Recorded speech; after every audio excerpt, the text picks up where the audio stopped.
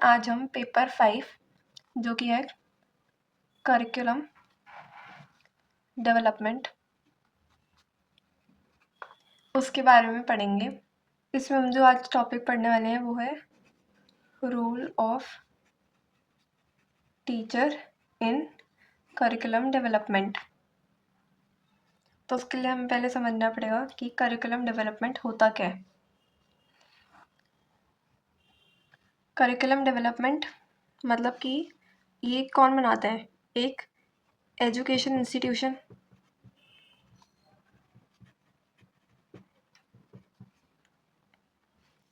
Curriculum design करना education institution का काम होता है और इसमें ये एक स्ट्रक्चर बनाते हैं ऑफ आइडियाज़ एंड एक्टिविटीज़। तो करिकुलम डेवलपमेंट में जो करिकुलम होता है वो एक एजुकेशनल इंस्टीट्यूशन बनाता है, एजुकेशन इंस्टीट्यूशन, जिसमें कि वो एक स्ट्रक्चर बनाते हैं आइडियाज़ और एक्टिविटीज़ का according to students needs and institutional AIIMS.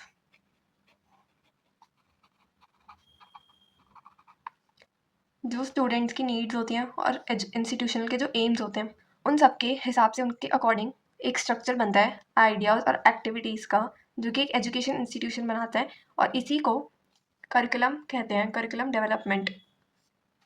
तो अब हम पढ़ेंगे कि जो टीचर है उसकी करिकुलम डेवलपमेंट में क्या नीड है। नीड ऑफ टीचर, तो इसमें आ जाता है PRTP। P मतलब कि प्रैक्टिकल नॉलेज। अब हमें टीचर की क्या ज़रूरत है करिकुलम बनाने के लिए? Practical knowledge. टीचर के पास प्रैक्टिकल नॉलेज होती है। टीचर इतने टाइम से अपनी इसी फील्ड में काम कर रहा है, उनको हर चीज़ के बारे में पता है, बच्चों की नीड्स के बारे में, एबिलिटीज़ के बारे में, स्ट्रेंथ के बारे में, इंटरेस्ट के बारे में, कैसे बच्चा अच्छे से पढ़ लेगा, उनको सब कुछ पता है, उनको प्रैक्टिकल नॉलेज है, वो रोज़ मिल रहे हैं बच्चों से। उसके बाद अगला पॉइंट आएगा रेलिवेंस। रेलिवेंस मतलब कि अगर एक टीचर जो है वो अपनी फील्ड में इतने टाइम से काम कर रहा है तो वो जो करिकुलम है उसे अप टू डेट बना पाएगा, अप टू डेट बना पाएगा। और जो भी टेक्नोलॉजी आ रही है, अपडेट्स आ रहे हैं फील्ड में, वो सब के अकॉर्डिंग बना पाएगा। जैसे कोई भी चेंजेस आ रहे हैं फील्ड में टेक्नोलॉजिकल या फिर कोई भी चीज़ है, उसके हिसाब से वो करिकुलम बना पाएंगे, जिसकी वजह से वो अप टू डेट बन पाएगा। फिर डिफरेंशिएटेड लर्निंग। डिफरेंशिएटेड लर्निंग मतलब कि जो स्टूडेंट है वो अलग अलग तरीके के लर्नर होते हैं, डिफरेंट लर्नर होते हैं, जैसे कि VAKT, विजुअल, ऑडिटरी, काइनेस्थेटिक और टेक्टाइल। तो टीचर को पता है कि कौन से स्टूडेंट को किस तरीके से समझ आएगा, कौन सा स्टूडेंट कौन सा लर्नर है, तो वो उसी हिसाब से करिकुलम बना सकते हैं। फिर प्रोफेशनल डेवलपमेंट। जब टीचर खुद करिकुलम बनाएगा तो फिर उनकी खुद की भी प्रोफेशनल डेवलपमेंट होगी, क्योंकि उनको जो करिकुलम है वो और ज़्यादा अच्छे से समझ आएगा। जो भी उसमें पॉइंट्स हैं या एक्टिविटीज़ हैं वो अगर खुद बना रहे हैं तो फिर उनको ज़्यादा अच्छी नॉलेज होगी और वो ज़्यादा अच्छे से पढ़ा पाएंगे। इसके बाद आते हैं कि रोल क्या होता है टीचर का। सबसे पहले तो अगर एक टीचर करिकुलम बना रही है तो उनको सबसे पहले क्या करना होगा? नीड्स एंड इंटरेस्ट, इनको आइडेंटिफाई करना होगा।